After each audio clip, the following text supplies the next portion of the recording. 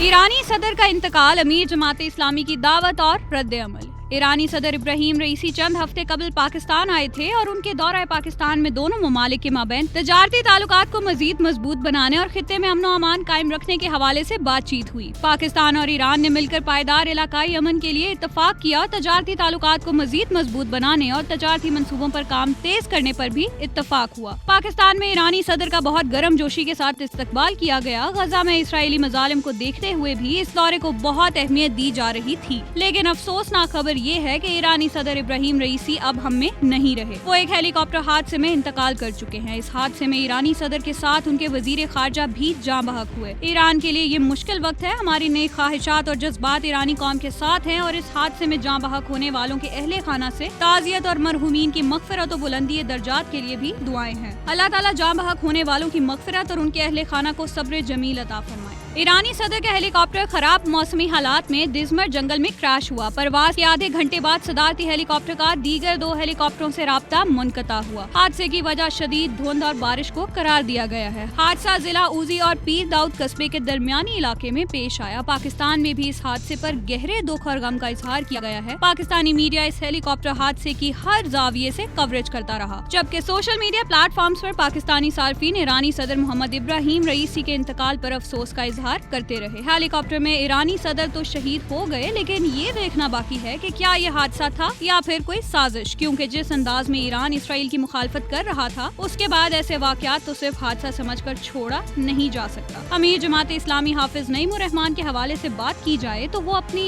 शोला बयानी की वजह से खासी शोहरत रखते हैं। वो मज़ाहमती अपोजिशन और हर वक्त एहतजाजी सियासत की हिकमत अमली के तहत काम करते हुए दिखाई देते हैं। अगर किसी जगह एहतजाज का जरा बराबर मौका भी मिले तो जमात इस्लामी के मौजूदा अमीर वो मौका हाथ से नहीं जाने देते। वैसे उनकी जमात मज़ाहमती और एहतजाजी सियासत में मुनफरद मकाम रखती है, लेकिन गुज़िश्ता चंद बरसों से सलाहियत के बावजूद जमात इस्लामी अवामी सतह पर अपने नंबर्स को बढ़ाने में कामयाब नहीं हो सकी और हर गुजरते दिन के साथ महदूद होती जा रही है। यही हाल कौमी असम्बली और सूबाई असम्बलियों में भी नजर आता है। मेरी मुख्तलिफ मौके पर जमात इस्लामी के अकाबरीन से बातचीत हुई है और इन सफात के जरिए भी उन्हें नौजवान नस्ल तक पहुँचने, उनके मसाइल पर तवज्जो देने और मखसूस सियासी सोच की बजाय सियासी सोच में वसअत का पैगाम दिया है। देखें जमात इस्लामी के लोग कब अपने मखसूस हलके से बाहर निकलते और आम आदमी को दावत देकर अपने सियासी नजरिए पर कायल करने की कोशिश करते हैं। मौजूदा सूरत हाल में जब मुल्क में सियासी अफरा तफरी है, मुआशी मुश्किलात हैं, जिंदगी मुश्किल होती जा रही है, अंदरूनी और बैरूनी दुश्मनों का सामना है, अमन व अमान को खतरात लाहक हैं। इन हालात में अमीर जमात इस्लामी हाफिज नईम उर रहमान ने इत्तेहाद और इज्तिमा का पैगाम दिया है। पहले जमात इस्लामी में वो किसी और ओहदे पर थे, अब सिराजुल हक के बाद जमात के अमीर की अहम जिम्मेदारी निभा रहे हैं। इस अहम ओहदे पर होते हुए उन्होंने बहुत अहम बात की है। अमीर जमात इस्लामी हाफिज नईम उर रहमान कहते हैं कि मुल्क दहशतगर्दी की लपेट में है, सबको मिलकर बैठना पड़ेगा, सबको आईनी हुदूद में रहना होगा। मुल्क दहशतगर्दी की लपेट में रह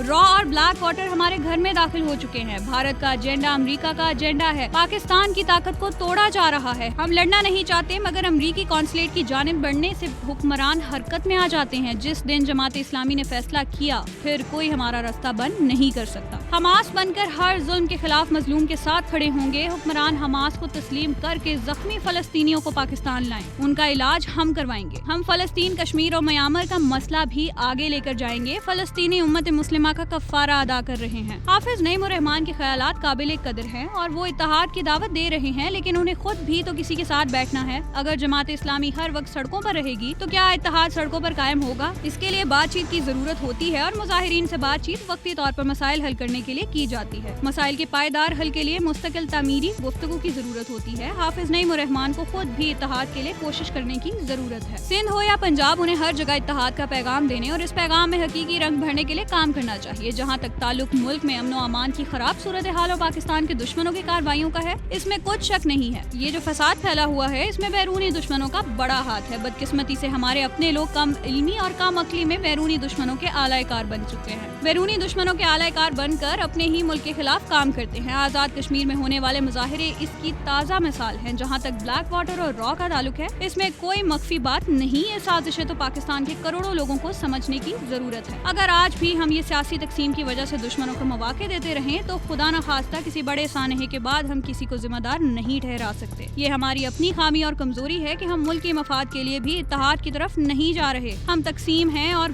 गुजरते दिन के साथ तकसीम में इजाफा और शिद्दत आती जा रही है। हम अपने इदारों को अपने हाथों से तबाह करना चाहते हैं और ये भी ख्वाहिश रखते हैं कि दुश्मनों का मुकाबला भी करें, तरक्की भी हो। हर वक्त नफरत आमेज रवैया, जज्बात भड़काने वाले बयानात, क्या हम ऐसे अंदरूनी और बैरूनी दुश्मनों का मुकाबला कर सकते हैं? ऐसे नहीं हो सकता। आखिर में अशरफ यूसुफी का कलाम, कैसे कटा ये शब का सफर देखना भी है, बुझते दिए ने वक्ते सहर देखना भी है, बेनाम चाहतों का असर देखना भी है, शाखे नजर पे हुस्नो समर देखना भी है, अब के उसे करीब से छूना भी है जरूर, पत्थर है आईना के गहर देखना भी है, ये शहर छोड़ना है मगर इससे बेशतर उस बेवफा को एक नजर देखना भी है, इन आंसुओं के साथ बसारत ही बह ना जाए, इतना ना रो ए दीदा तर देखना भी है, मुमकिन नहीं है उसको लगातार देखना, रुक रुक के उसको देखना अगर देखना भी है, मंजर है दिल खराश मगर दिल का क्या करें, वो देखना नहीं है मगर देखना भी है, इस आस पे खड़े हैं कि एक बार यूसुफी उसने जरा पलट के इधर देखना भी है।